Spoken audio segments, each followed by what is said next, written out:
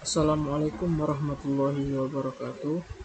Perkenalkan, nama saya Muhammad Azim dari Teknik Kimia Universitas Sriwijaya dengan NIM 0303 12821 26047. Jadi kali ini saya akan menjelaskan tentang alat industri kimia, yaitu apron conveyor. Apa itu apron conveyor?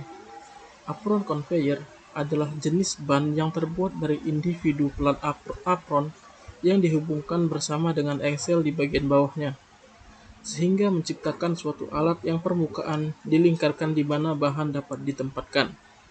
Berikut contoh dari alat industri apron conveyor. Fungsi dari apron conveyor. Apron conveyor memiliki fungsi utama, yaitu sebagai alat pengangkut barang-barang yang belum diproses ke dalam jalur produksi. Dan apron conveyor juga memiliki fungsi khusus, yaitu untuk memindahkan berbagai jenis bolt atau beban bolt dan bahan baku dalam arah horizontal maupun posisi miring atau bersudut. Contoh-contoh material yang biasanya diangkut oleh apron conveyor adalah material-material yang berat dan besar, seperti bahan cor, foundry sand, dan tempa. Tipe dari apron conveyor. Apron conveyor memiliki dua tipe. Yang pertama yaitu casting machine, yang berfungsi untuk mengangkut material-material pengecoran. Kemudian yang kedua ada eskalator, berfungsi untuk mengangkut material-material padat. Berikut ini merupakan klasifikasi dari alat apron conveyor. Apron conveyor sederhana terdiri dari dua rantai yang dibuat dari mata rantai yang dapat ditempa dan ditanggalkan dengan alat A. Palang kayu dipasang pada alat tambahan A di antara rantai dengan seluruh tumpuan dari tarikan conveyor. Dapat dilihat pada gambar berikut ini. Prinsip kerja dari apron conveyor. Conveyor apron atau apron conveyor bekerja seperti truk tank tempur. Piring apron tunggal tumpang tindih dan dihubungkan bersama untuk membentuk sabuk tertutup atau rantai. Mekanisme biasanya terdiri dari beberapa rol logam ditempatkan di dalam ban. Beberapa rol berisi pin atau gigi yang menghubungkan ke dalam lubang atau alur yang dibangun di bawah piring apron. Ketika rol putar, gigi yang terhubung ke lempeng bergerak, yang kemudian bergerak apron conveyor sepanjang rol. Tindakan ini mirip dengan ketika sprocket yang bergerak rantai sepeda ketika pedal didorong. Operator dapat mengatur kecepatan dan arah conveyor melalui mekanisme. Karena beltnya apron conveyor membentuk lingkaran, dapat bekerja terus-menerus selama mekanisme rol berubah. Berikut saya cantumkan link YouTube dari video prinsip kerja apron conveyor.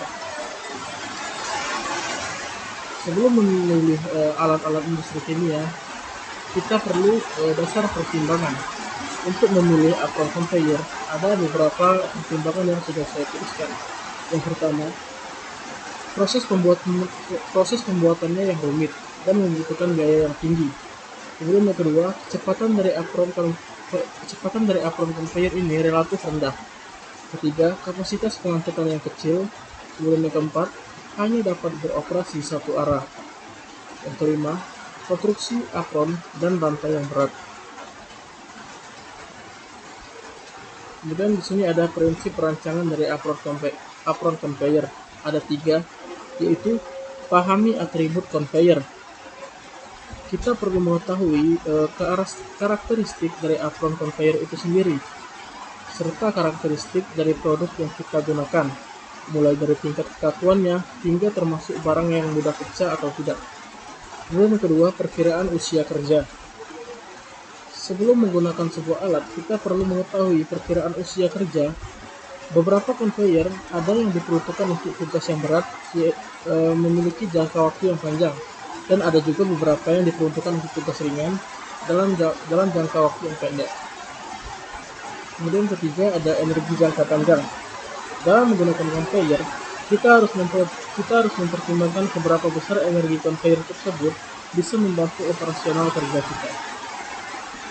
Dan di sini ada perhitungan.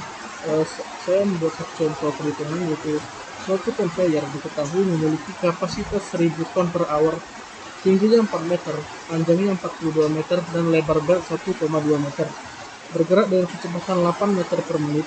Maka untuk mengetahui kapasitas motor adalah untuk mencari kapasitas motor, kita dapatkan rumus P sama dengan P1 ditambah P2 ditambah P3 dikali dengan lebar dari konveyor. Untuk mencari P1, P2, dan P3, kita dapatkan rumus berikut.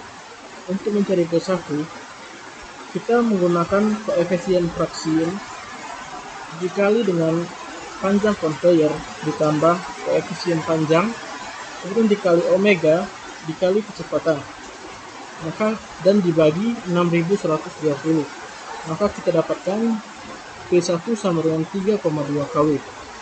Untuk P2 kita masih menggunakan rumus yang sama, namun omega dan kecepatan kita ganti dengan kapasitas, maka didapatkan hasil 7,4 kW untuk P2. Untuk P3 kita menggunakan rumus tinggi dikali dengan kapasitas dibagi dengan 367, maka didapatkan P3 10,9 kW. Maka kita masukkan ke dalam rumus mencari kapasitas motor, yaitu P sama dengan P1 3,2, P2 7,4, dan P3 10,9 dikali dengan lebar dari konveyor yaitu 1,2 meter. Maka didapatkan hasil kapasitas motor yaitu 25,8 kW.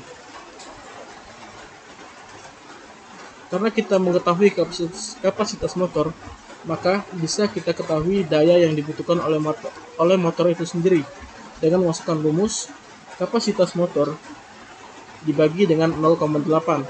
Maka kebutuhan daya yang didapatkan adalah 32,25. Kesimpulan dari presentasi saya kali ini yaitu yang pertama, apron conveyor berguna untuk mengangkut material-material yang cukup besar. Kemudian yang kedua, apron conveyor memiliki kapasitas pengangkutan yang kecil dan cukup lambat. Yang ketiga, terdapat dua tipe apron conveyor, yaitu tipe casting machine dan eskalator. Yang keempat, prinsip kerja apron conveyor seperti truk dari tank tempur. Berikut merupakan website yang saya gunakan untuk membuat presentasi ini. Sekian dari saya mohon maaf apabila ada salah-salah kata. Saya akhiri. Wassalamualaikum warahmatullahi wabarakatuh. Terima kasih.